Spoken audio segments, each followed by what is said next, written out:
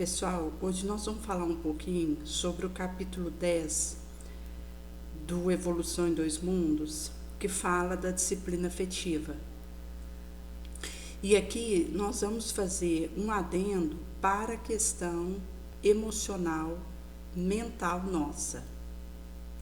Nesse capítulo, vai ser trago um pouco sobre a pergunta de em que base se verifica a disciplina afetiva nas sociedades espirituais de superiores esferas. E vai ser respondido que engana-se aquele que admita a incontinência sexual como regra de conduta no plano superior da espiritualidade.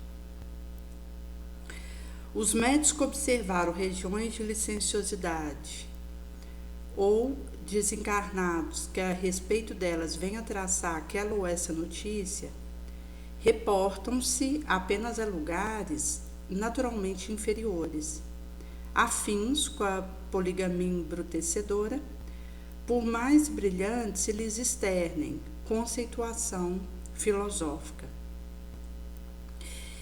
No plano enobrecido, realiza-se também um casamento entre almas, conjugadas no puro amor, verdadeira união esponsalícia de caráter santificante, gerando obras admiráveis de beleza, progresso, na edificação coletiva. E quando o semelhante enlace deva ser adiado por inamovível circunstância, os espíritos de comportamento superior aceitam, no orbe, a luta para sublimar as forças genésicas, aplicando-as em trabalho digno, abstendo-se do comércio poligâmico, tanto mais intensamente, quanto mais ativo se lhes revela o esforço no próprio acrisolamento, trazendo aí o aspecto da renúncia que faz em nós a burilação para elevar, canalizando as nossas energias para obras nobres. Cabe considerar que na renúncia construtiva que se entregam, na expectativa só e longa do amor que os integrará na complementação desejada, encontram no serviço ao outro preciosas oportunidades de burilamento, de progredir, acentuando em si próprios valores altos de emoção, cultura, a lhes propiciar gozos íntimos dos mais puros e mais alevantados. E essa questão referente à nossa condução emotiva e a maneira como fazemos esse galgue aqui na Terra, isso vai significar o desejo firme, ardente, puro, de entregarmos a nossa vida pela causa de Jesus. Porque, chegado aqui, nós desejaremos estar canalizando as nossas possibilidades energéticas de tempo e de labor a essa experiência, a essa proposta.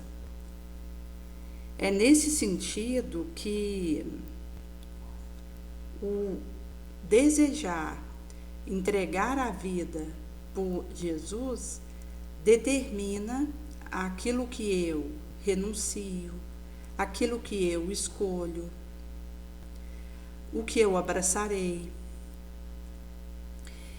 E é nesse sentido que a gente tem Ceareiros de Volta, no capítulo que vai falar sobre problemas do sexo, que isso varia de pessoa para pessoa, desde a manifestação rudimentar do instinto até a integral sublimação da individualidade na região da espiritualidade pura.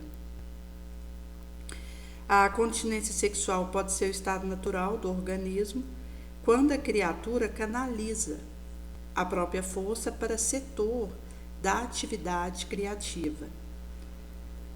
Assim, é possível alcançar-se a desnecessidade de todo o exercício das energias genésicas para ambos os sexos, o que suscita um estado de tensão psíquica que exige exaustão controlada através de ocupação produtiva, física ou moral, com base na disciplina, visando colher equilíbrios e evitando encontrar desequilíbrios.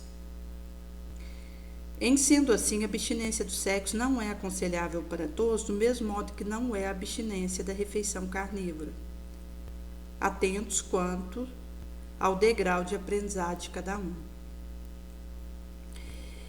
Sem o uso de excitante alimentar genésico, pode-se transformar a energia muscular em energia nervosa, que melhora o rendimento espiritual da existência.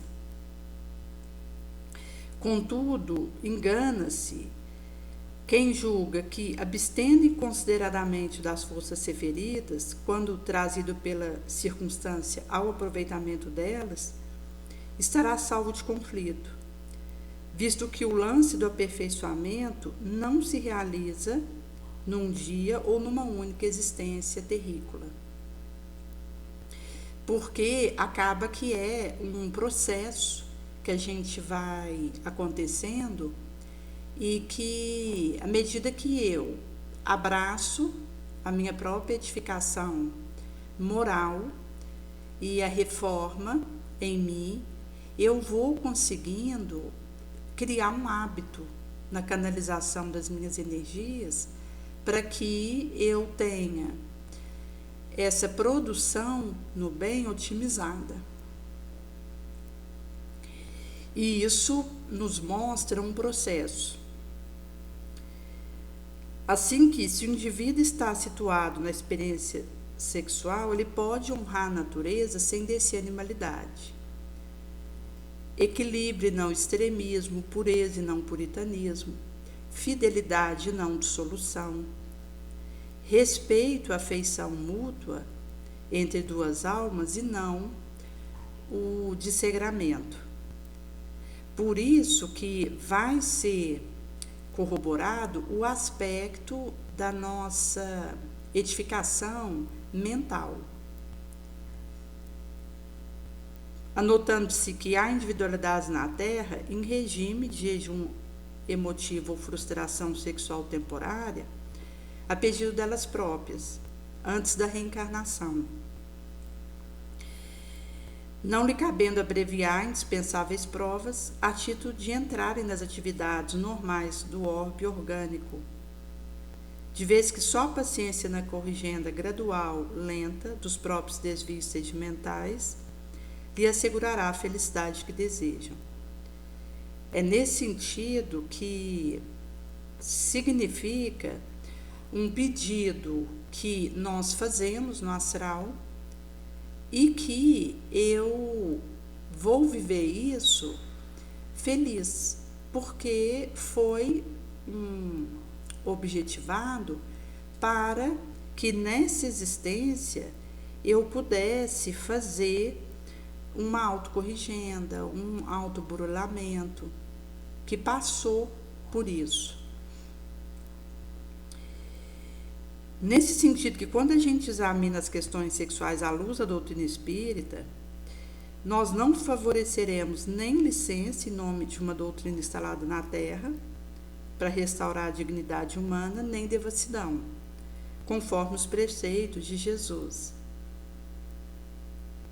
Falamos para os irmãos conduzidos ao lar ou aos compromissos de ordem afetiva, estejam na maternidade ou na paternidade, na obra especializada a benefício do povaréu ou na prova regenerativa que surge na trilha terrícola, aceitando obrigações de sustento recíproco na esfera da harmonização sexual, não dispõe do direito de abandonar o cônjuge sem o pão do estímulo psíquico que lhes garante euforia, tonifica suas forças, sob o pretexto de nobilitação, em carente virtude de base, por manifestadas em diretrizes inconvenientes e prematuras,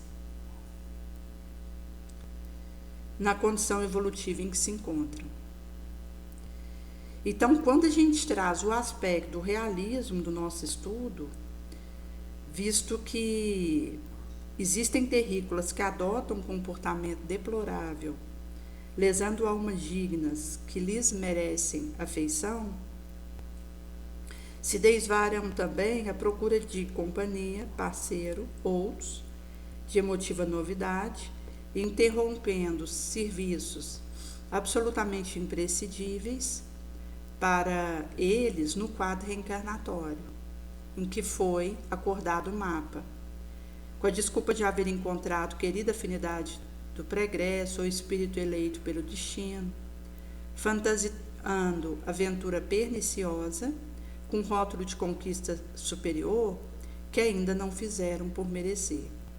É nesse sentido que o aspecto da nossa conduta, no que diz respeito aos nossos pensamentos, aos nossos sentimentos, às nossas escolhas, isso precisará passar pelo que foi acordado por nós, visando primeiramente o nosso burilamento, a nossa purificação.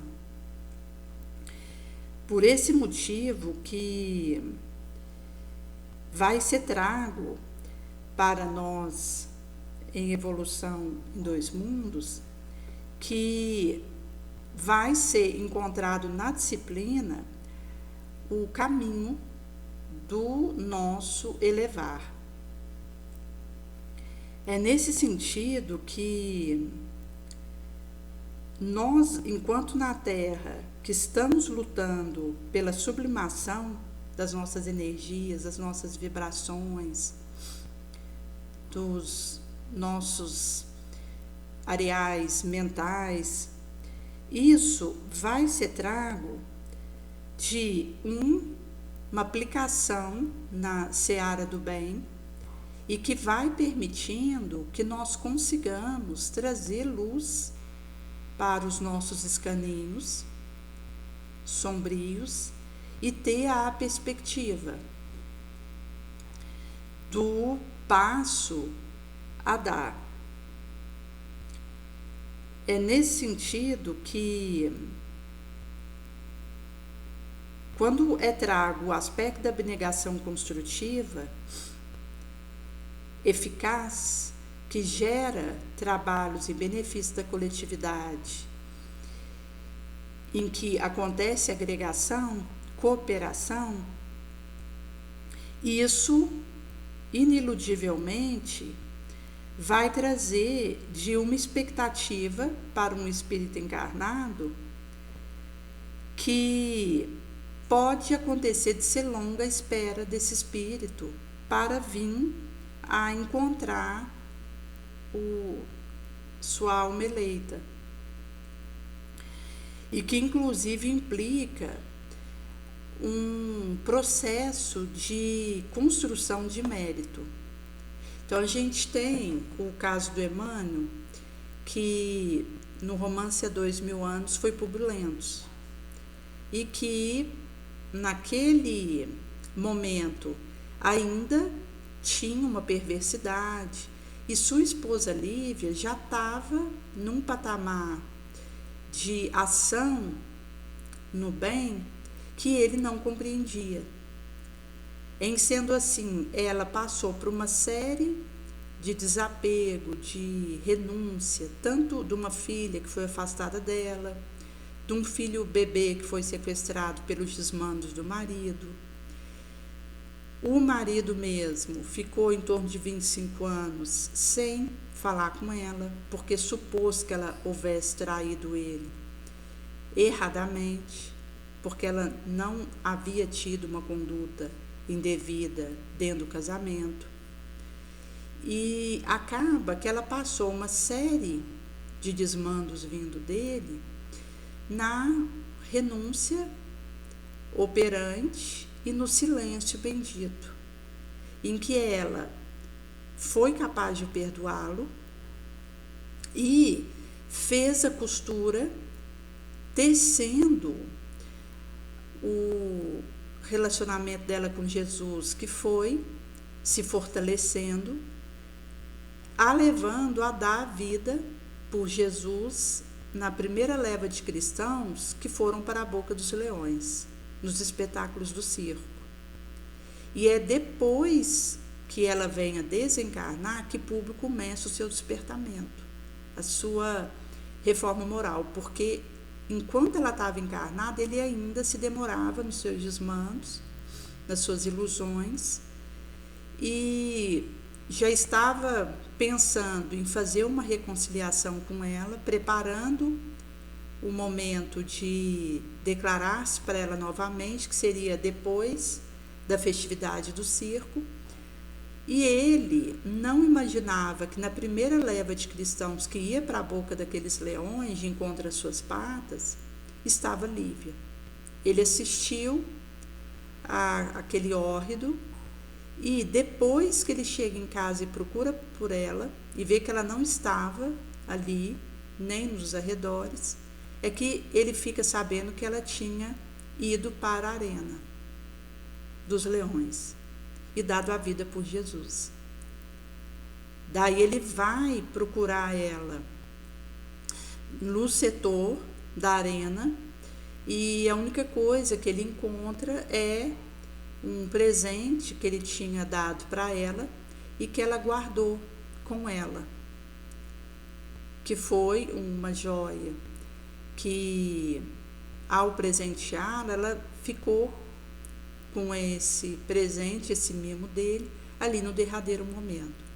Ali ele chora muito e se compromete, então, consigo mesmo, a procurar fazer uma ventilação da sua situação para iniciar um movimento de transformação. Em sendo assim, Lívia, enquanto ela estava encarnada, não viu a melhora de Públio, mas a partir do seu desencarne, testemunhando a fé em Jesus até o derradeiro momento, Públio, por esse testemunho de Lívia, ele começou a sua modificação moral. E quando Chico perguntou para Emmanuel se ele via a Lívia nos anos em que Emmanuel mentoreou o Chico, ele responde que precisava trabalhar muito todos os dias para ter a permissão para estar com ela uma vez por mês, porque ela estava em esferas superiores ao do Emmanuel. Até considerando que há mais de 2000 anos atrás ela esteve na primeira leva dos que deram a vida pelo Mestre, ela foi alçada para esferas superiores, e quem está em cima pode descer, mas quem está embaixo só sobe sob uma permissão específica. Mas o espírito superior, ele pode descer para auxiliar os seus tutoriados. E nesse sentido, que para que Emmanuel pudesse ver Lívia uma vez por mês na esfera em que ela estava, ele precisava trabalhar muito nos outros dias, ali com a mentoreação do Chico, do trabalho que eles realizavam, e nesse sentido que ela descia para poder ter um momento com ele. Aí acaba que é um esforço de ambas as partes. Quem está mais embaixo faz um grande esforço para subir um pouco, quem está em cima faz um grande esforço para descer um pouco, para ser possível aquele encontro. Por isso que os espíritos benfeitores fazem uma renúncia muito grande para nos auxiliar, para vir ter conosco. E é nesse sentido que todo o nosso esforço precisará acontecer para facilitar o trabalho deles. Inclusive porque quanto mais eu me esforço com pensamento nobre, limpo, mais eu vou subir. E isso facilita para o espírito superior conectar comigo, porque ele vai precisar se sacrificar menos, porque eu estou conseguindo subir de maneira importante, que passa pelo meu pensamento, meu sentimento, a minha atitude mental, o meu testemunho. É nesse sentido que vai ser trago a importância de nós fazermos essa administração da nossa arena emocional. Quando a gente fala o aspecto da emoção, isso nos remete a um quadro de necessidades primárias que nós temos, que vão acontecer de par em par, num número de 6, em sendo assim 3 pares. Então, a gente tem segurança e variedade, o primeiro par de necessidade primária. A segurança ligado à proteção. A conquista e a plenitude. Conquista ligada à aquisição, que se relaciona com crescimento, ampliação. E plenitude, ligado com satisfação, que está relacionada à contribuição, compartilhamento. A relevância e a integração como terceiro par. A integração relacionada à conexão, sexualidade, amor, transcendência. E assim a gente tem 4 quadrantes que expressam nossas necessidades, desejos e emoções primárias, que vai ser poder, prazer, prestígio e posse, considerando aí o movimento do ponteiro do relógio. Então você tem na parte norte poder, prazer, depois na parte sul prestígio e na parte oeste nós teremos a posse. E é nesse sentido que vai ser trago para nós que esse aspecto desses 4 quadrantes, eles nos permitem conhecer o nosso desejo central. Porque quando a gente identifica a nossa emoção mais presente, a gente, por esse quadro, que vai ter o acompanhamento que traz os desejos e as necessidades ligadas a cada desejo e emoção, em que são colocados esses 4 quadrantes que expressam tanto necessidade, desejo e emoção, a gente pode saber onde nós estamos demorando com o nosso querer, que é conhecido e usado por obsessor para nos arrastar. Por isso que esse acaba que se torna um movimento de autoconhecimento. Nesse sentido que o aspecto da nossa emoção, isso significa que eu me pergunto qual é a minha emoção mais presente. Então, a gente tem um ciclo que vai conter necessidade, desejo e emoção,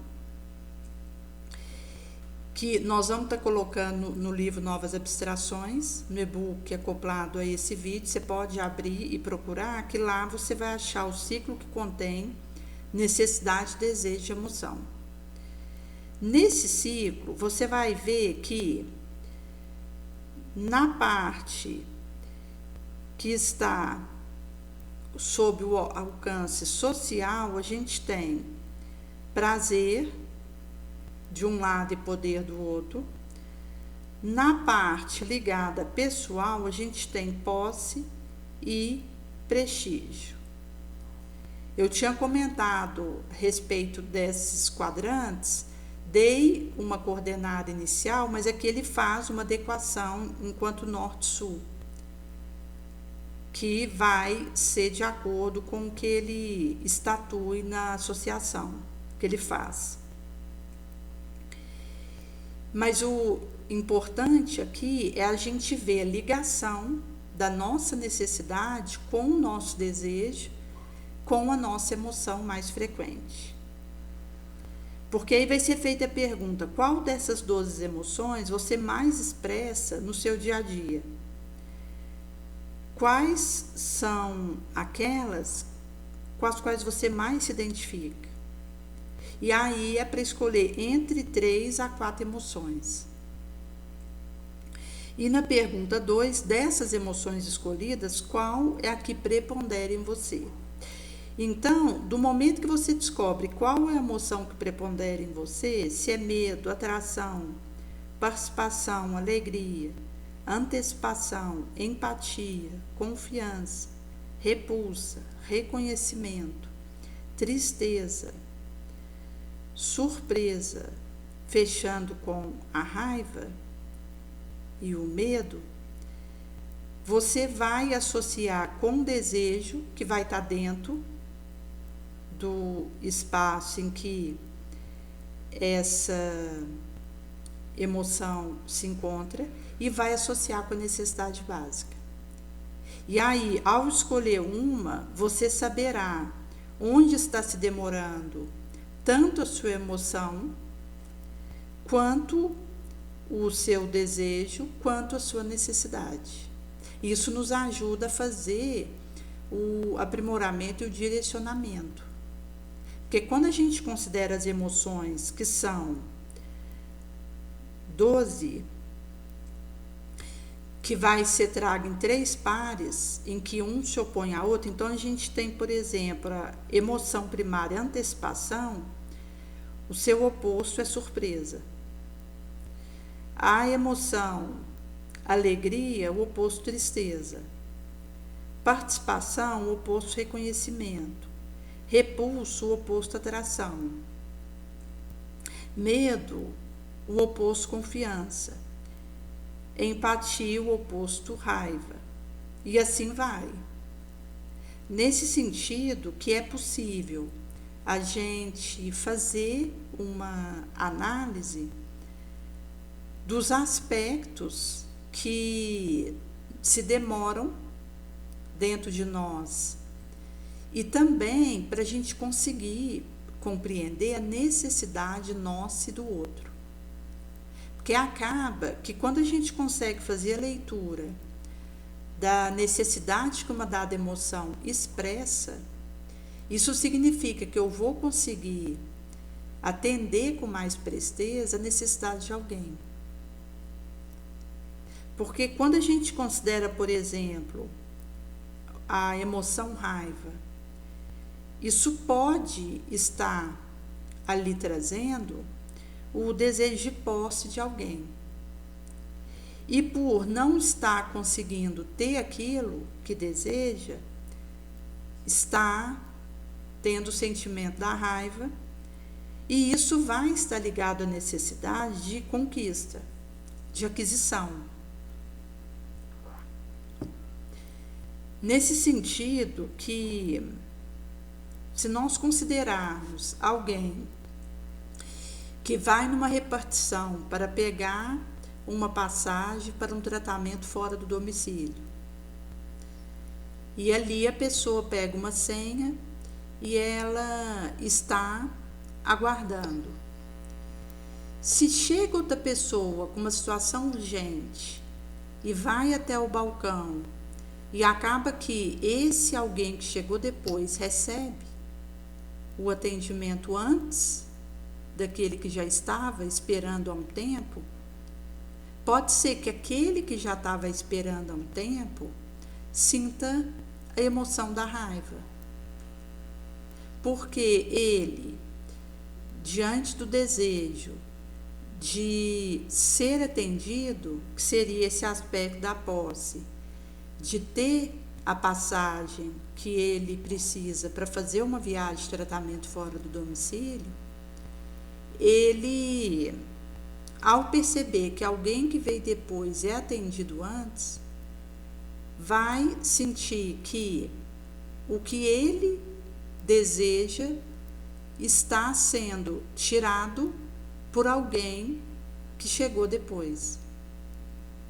E aí, se esse indivíduo ele vem a se entregar a essa emoção e acaba indo até a balconista e tirando uma satisfação, alterando o tom de voz e exigindo que ele seja atendido antes, acaba que ele vai estar expressando a necessidade de conquista de aquisição, que seria receber aquela passagem.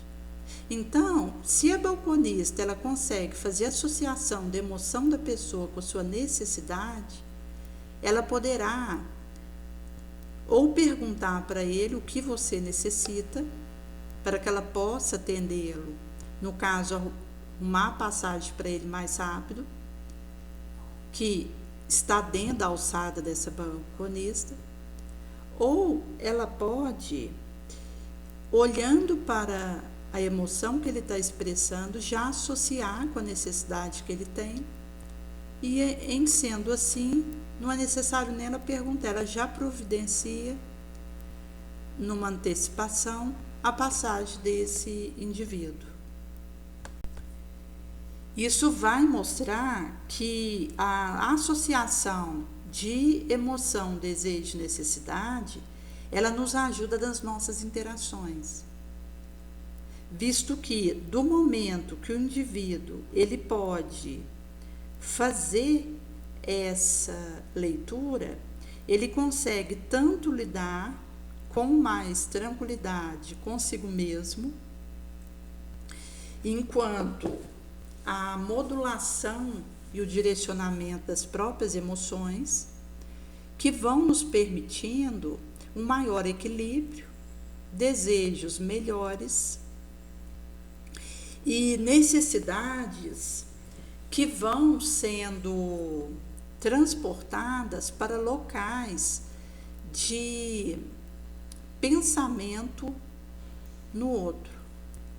Então, se eu identifico que existe alguma necessidade de autoafirmação, tem a ver com segurança, proteção, no caso aqui, a segurança e proteção, a necessidade básica, autoafirmação, desejo, porque inclusive quando a gente se demora naquele desejo, isso pode se transformar uma necessidade para nós, porque a gente pode colar naquele desejo.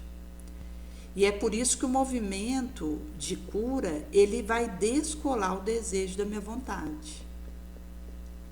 Tipo, eu posso ter o desejo de levantar daquela cadeira e ir até a balconista e iniciar uma discussão com ela, porque ela passou alguém que chegou depois na frente. A partir de uma emoção de raiva que eu tenha dado espaço para ela aflorar. Nesse sentido que, se a minha vontade no bem ela está fortalecida, eu vou conseguir fazer a minha vontade suplantar o meu desejo de discutir com aquela balconista. Porque daí a minha vontade não está colada no meu desejo. Eu tenho o querer suficientemente forte para modular um desejo negativo à minha vontade sóbria, positiva. Então, mesmo com uma emoção de raiva que me fez ter o desejo de duelar verbalmente com uma balconista, eu faço a minha vontade funcionar e modifico o meu ureal interno. E passo a desejar conseguir usar aquela experiência para ter mais paciência, para conseguir aguardar o atraso, para ter uma intensificação de uma criatividade, caso não ocorra como eu tinha planejado, que é desenvolver adaptabilidade, maleabilidade, flexibilidade. Nesse sentido, que à medida que a gente vai desenvolvendo um querer saudável, a gente vai descolando a nossa vontade do desejo. Porque o desejo, ele estará ligado a uma emoção primária que eu precisarei dominar.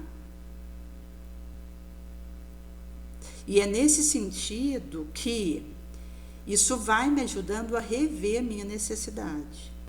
Porque então eu posso perceber que ao invés da necessidade que era de conquista e aquisição de uma passagem rápido para uma viagem de tratamento fora da cidade que eu precisaria fazer, eu passo a ter uma necessidade de conquista e aquisição, de troca, de permuta, de auxílio, paciência,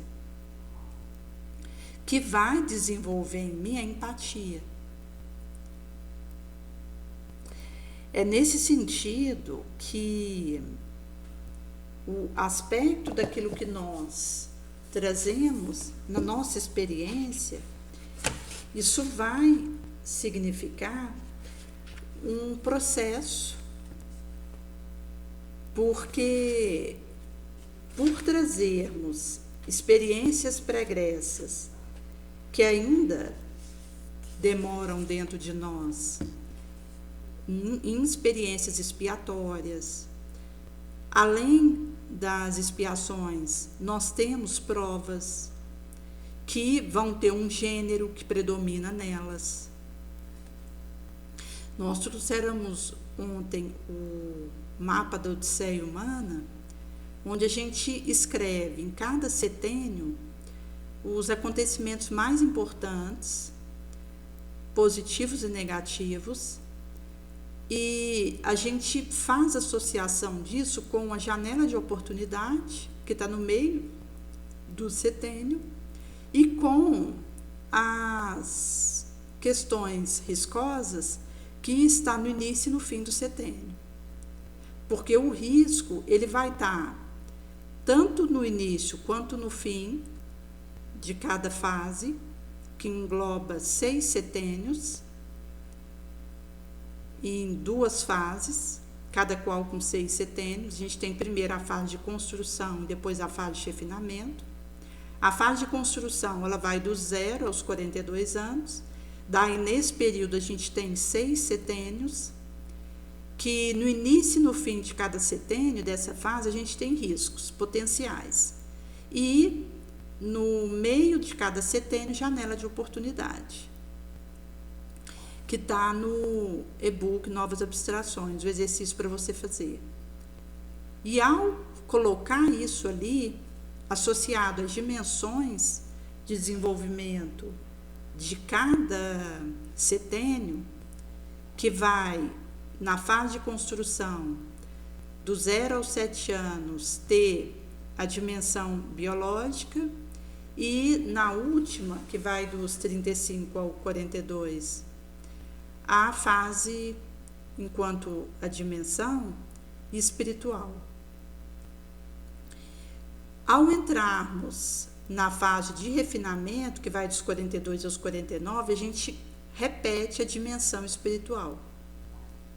Então, é uma análise dinâmica que nos permite associar como na sua trajetória aconteceu em termos de expiação. Porque quando você põe isso ali no PDF, que é editável, e associa a cada setênio, ao período dentro daquele setênio, a fase em que ele está e a dimensão dele, a gente consegue associar facilmente as nossas experiências expiatórias nessa encarnação. Se o indivíduo ele tem aí 30 anos, ele vai estar ainda na primeira fase de construção. Mas na idade que for, o indivíduo já pode fazer o preenchimento, e quanto antes melhor, porque mais visão o indivíduo vai ter para agregar valores à sua trajetória e conhecimentos para lidar consigo mesmo e aproveitar a janela de oportunidades, associando isso à dimensão de desenvolvimento que ele está. E nesse sentido que a gente consegue, então, fazer associação de um aspecto com o outro. E é interessante porque, chegado nesse ponto, a gente vai ter como colocar a experiência expiatória que nós tivemos até aqui, analisando essas angulações que se interconectam, e vamos conseguir analisar também o gênero de prova que a gente tem. Porque mesmo que várias provas façam parte da nossa trajetória, quando a gente faz a análise disso, é possível identificar um gênero de prova que prepondera. E isso vai te ajudar a ter mais cautela com determinadas situações, porque você já sabe que aquele gênero de prova é mais presente na sua trajetória. Por isso que quando acontece alguma situação que me tenta, que me provoca, eu já vou associar ao gênero de prova que eu tenho, e eu já vou ter uma vigilância otimizada para não cair. E a gente vai conseguindo perceber também se estamos no meio de uma expiação, que são aquelas experiências impostas e que pede de nós resiliência e tem uma duração relativamente longa. As provações são mais curtas. E é nesse sentido que a gente vai fazendo uma preparação otimizada para encontrar a missão, propósito de vida, que costuma descerrar para nós ali em torno dos 42 anos, no primeiro setênio da fase de refinamento, dos 42 aos 49 anos, que o indivíduo ele vai estar na dimensão espiritual repetindo, porque ele veio do último setênio da fase de construção dos 35 aos 42 na dimensão espiritual e repete para entrar na nova fase, a de refinamento, dos 42 aos 49.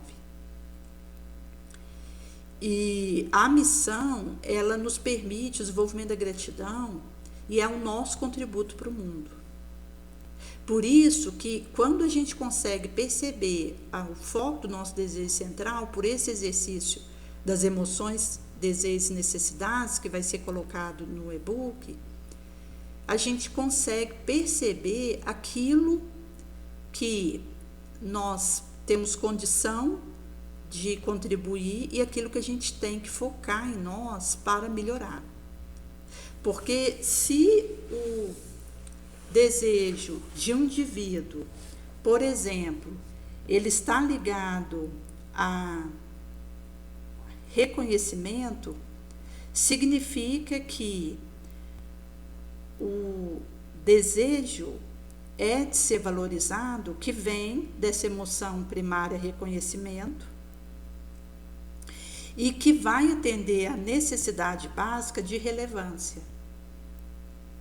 Uma vez que o indivíduo perceba que ele se demora nesse tipo de emoção, de reconhecimento, é possível ele trabalhar dentro de si,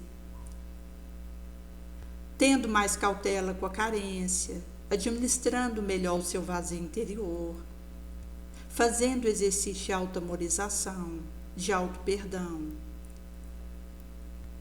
de auto-reflexão.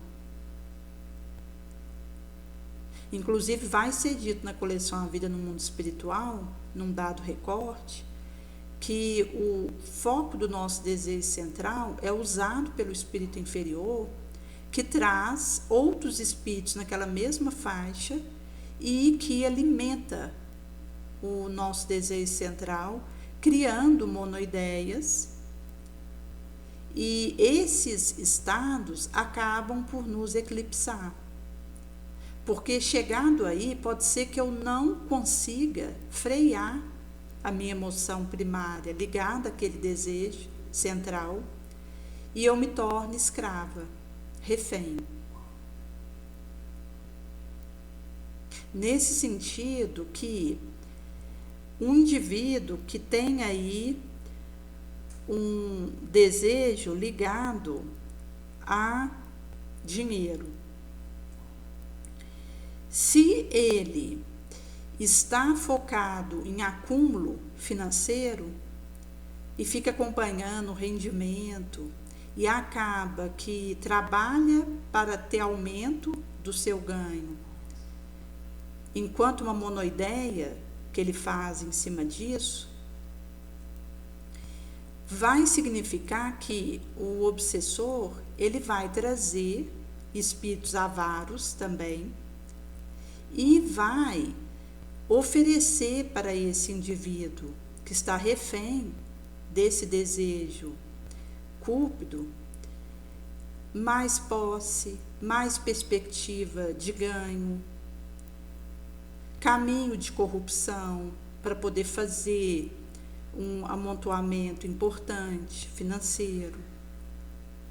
Vão sendo feitas agregações de ideias, porque o indivíduo ele se demora naquela necessidade e acaba orbitando em torno disso.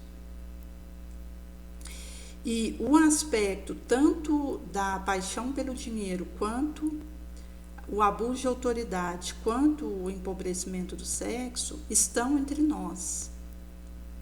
Até considerando, como Kardec nos trouxe, que as nossas chagas morais são orgulho, egoísmo e sensualismo. Nesse sentido que, quando eu consigo associar aquilo que é o oposto da minha emoção primária, que está me escravizando, eu vou conseguindo fazer esse ajuste fino para que eu vá logrando uma libertação, uma harmonização, que é um processo de suor.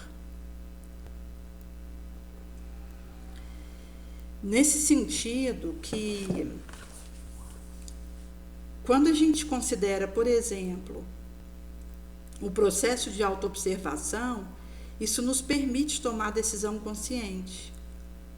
O amor vai se manifestando gentilmente, por meio de acordo de aproximação, de afastamento, que promove saúde em relacionamento.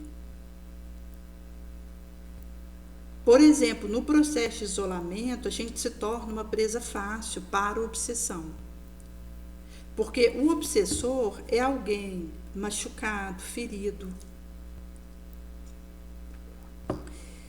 e com uma visão curta da vida dele, da nossa.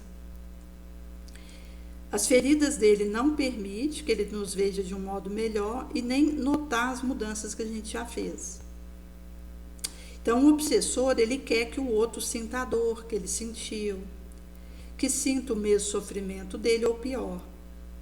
No isolamento, ele consegue a nossa atenção integral para ele, inclusive superfluando e intensificando o nosso desejo central.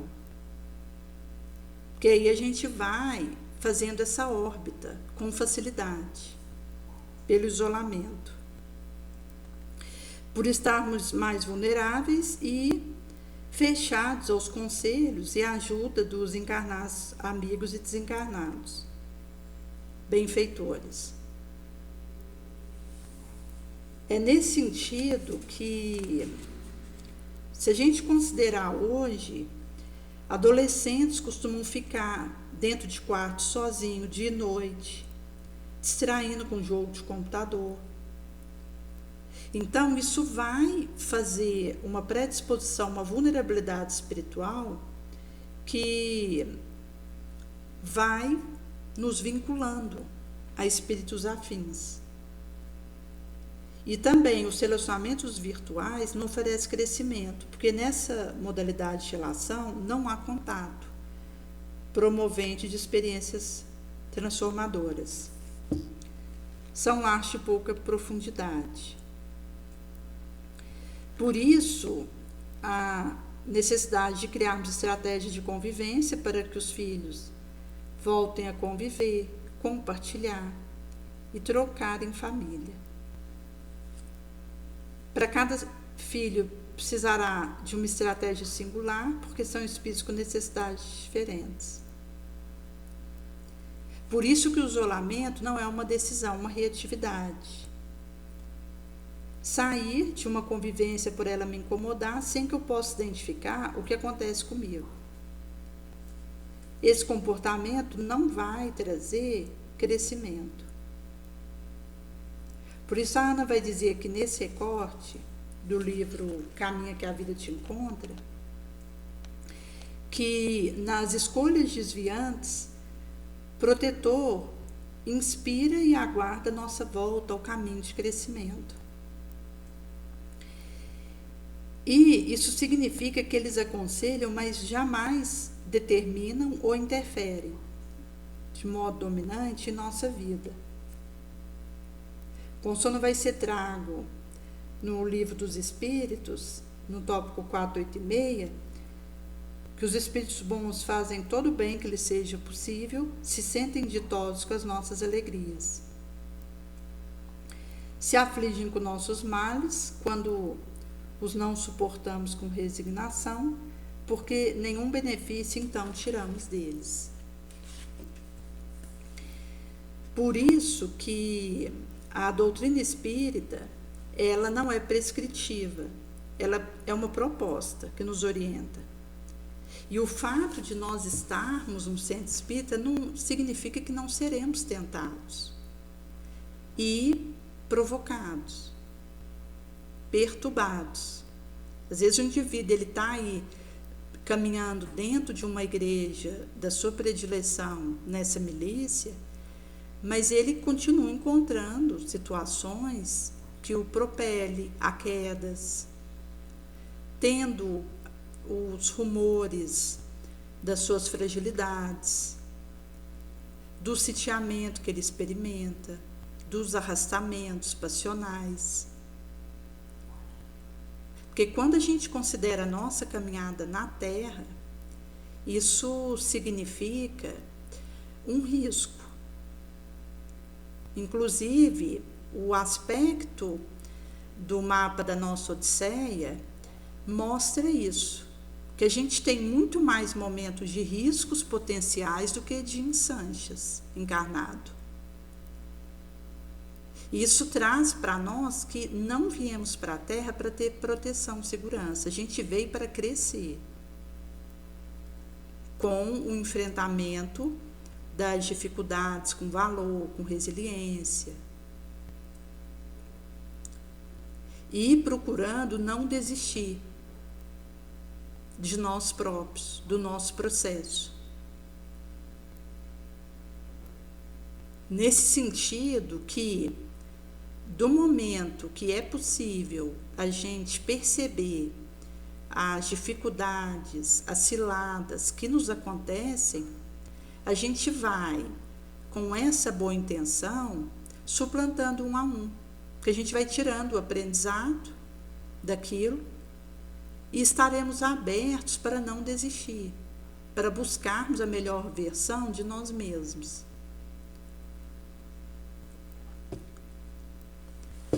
Por esse motivo que é possível a gente sair do aspecto do meu ego para fazer uma integração pelo meu self que me permitia um encontro social, dar o meu contributo. Nesse sentido que, quando a gente olha para a orientação do Espiritismo sobre como superar a solidão proveniente do isolamento, Kardec, ao perguntar aos Espíritos no item 645 se temos como resistir à atmosfera dos estados viciantes da nossa alma, os benfeitores vão afirmar que resistir a esses arrastamentos é uma possibilidade para nós e que esse esforço é algo que vale a pena, pela libertação que podemos alcançar. Então, diante do isolamento, cuidarmos da tendência que temos de nos deixar arrastar pelo medo de amar. Porque existe uma ilusão de que estamos livres dos relacionamentos que nos incomodam, a curto e médio prazo. A dor do isolamento, porque exclusões sucessivas trazem esse tipo de sofrimento. É nesse sentido que, quando a gente se deixa arrastar pela má paixão, nós estamos grudados à nossa defesa emocional, que está ligada aos riscos. Mas se eu tenho resiliência para lidar com as dificuldades que eu vivo, aí eu posso fazer esse enfrentamento ao invés de fugir, que seria essa reação.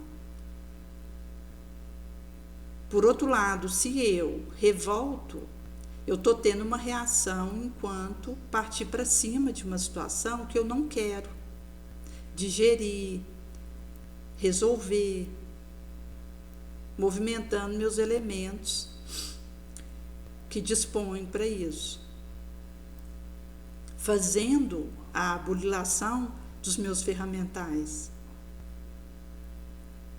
Porque a gente só descobre a força que tem quando a nossa única alternativa para continuarmos é usar aquela força. Por isso que as dificuldades, elas vão nos ajudando no nosso autoconhecimento, mas também a tirar de nós elementos latentes, que só se transformam parte da nossa circuitaria moral quando a gente usa.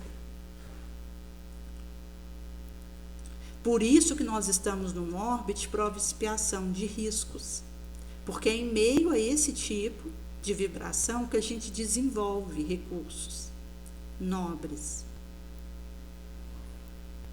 Então, se por um lado eu preciso de estar nas dificuldades, nas periculosidades, por outro lado, eu tenho uma instância de desenvolver recursos latentes e que virão a fluxo na pauta do meu querer, do meu sangue.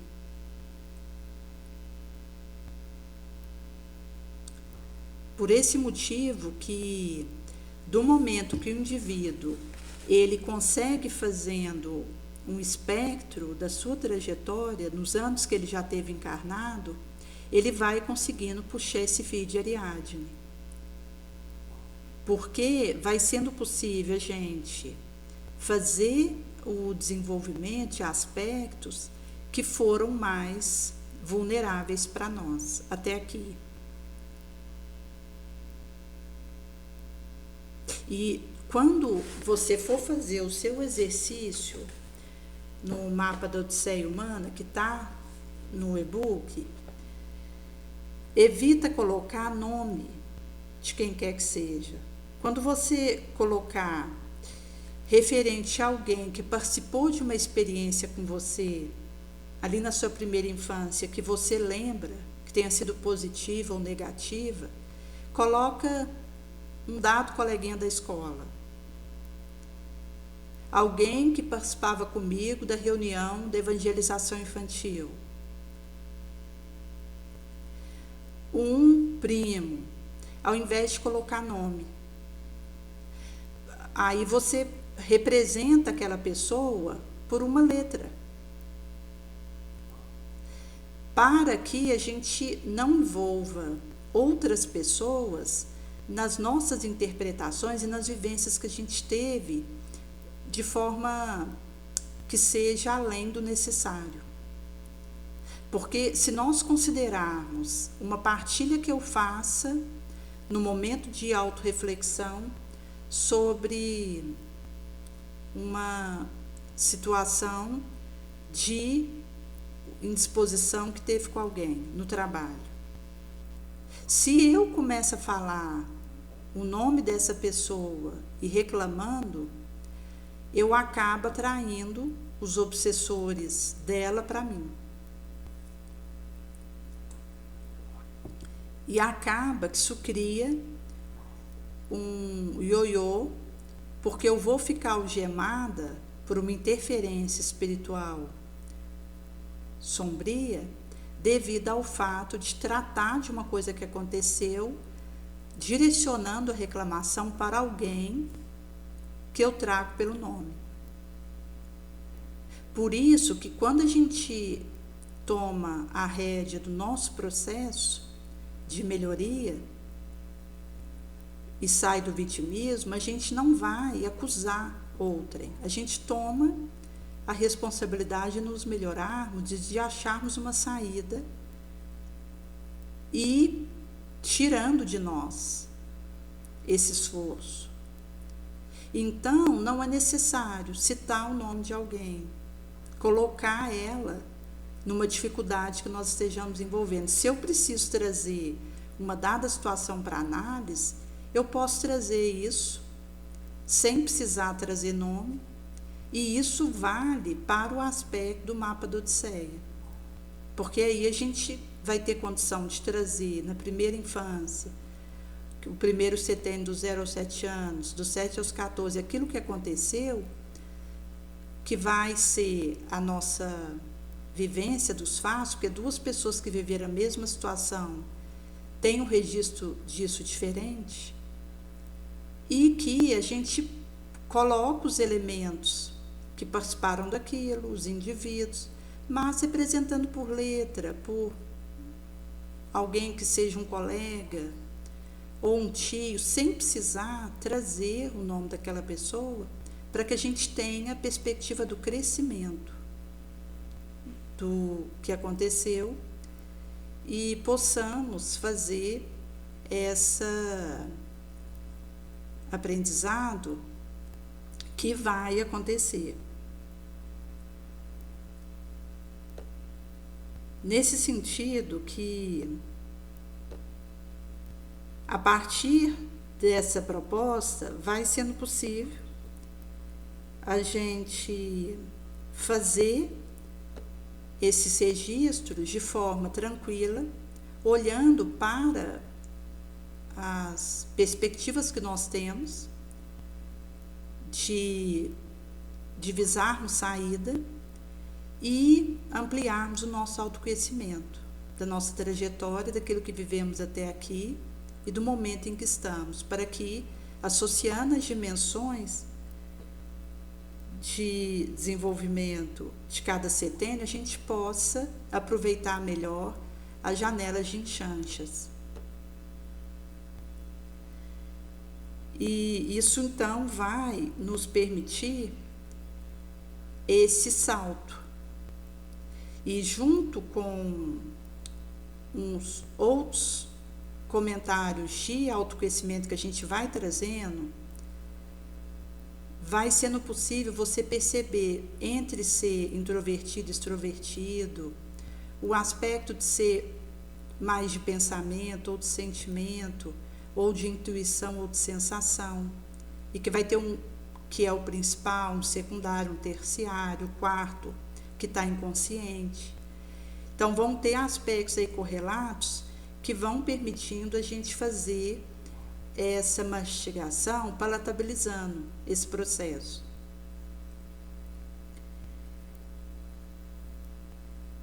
E aí vai sendo possível a gente priorizar esse cultivo,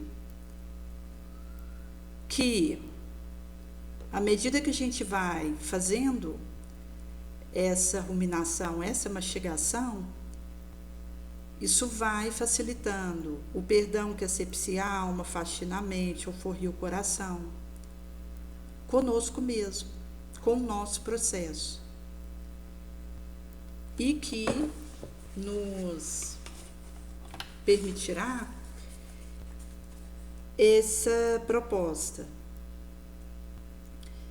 de tomarmos a rédea do nosso processo e podermos ir rompendo as nossas sombras e fazendo esse forjamento da gratidão.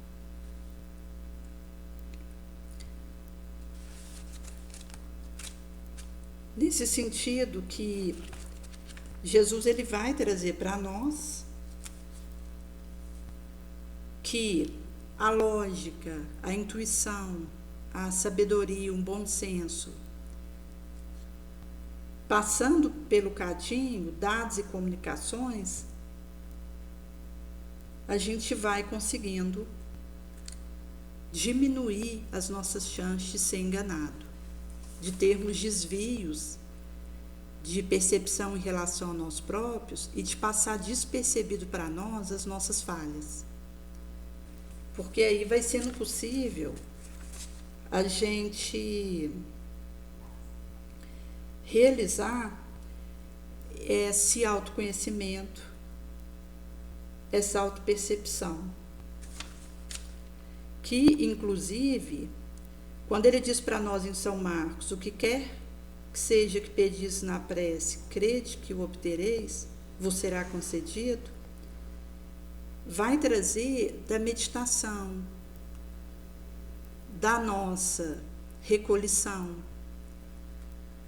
e de então podermos, nesse momento conosco,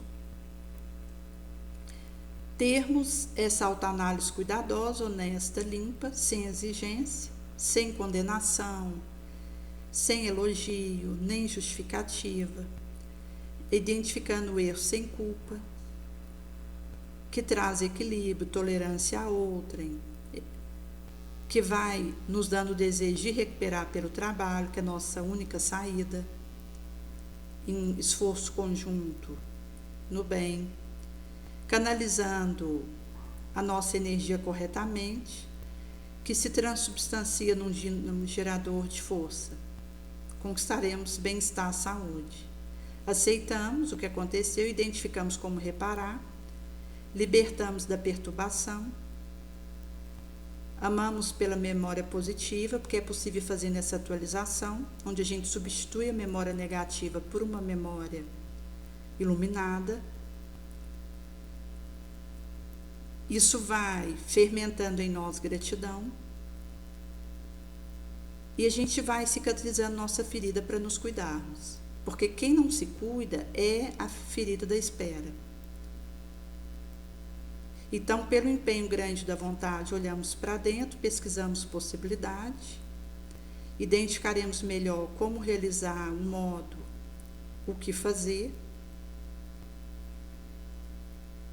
motivação, recompensa doativa, melhor meio de agir quando posso e devo, e identificando quando seria precipitação por podermos, mas não devermos, ou por devermos, mas não podermos.